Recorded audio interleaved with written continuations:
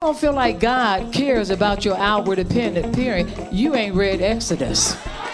You have not read the book of Exodus and what God required for all of them to do, and their dress. And look at all the outward apparel that God required for Aaron and these priests and whatnot. How are you going to tell me God don't care? You know, if these people was in the Old Testament, they'd be dead today. Walking up here and you a man of God, a preacher in jeans with your knees out, t-shirts on in the house of, and you're reverencing God? And then you got a problem with us dressing up for the Lord?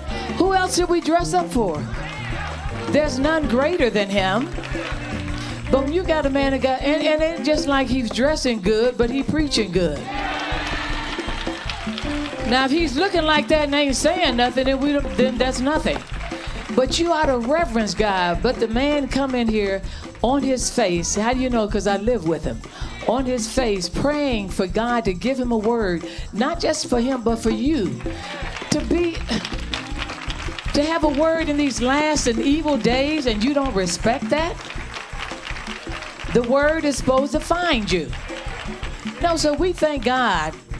If basketball people team can have a uniform, if the baseball people can have a uniform, football people have a uniform, McDonald's, you ought to be dressed when you come to the house of God. You ought to respect God that much.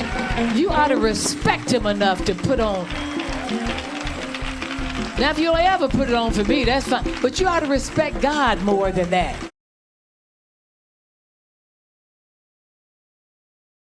Seen the likes of it like this. So, and don't tell me, well, it doesn't matter what the outward appearance as long as the inside is right. No, it is not. I promise you.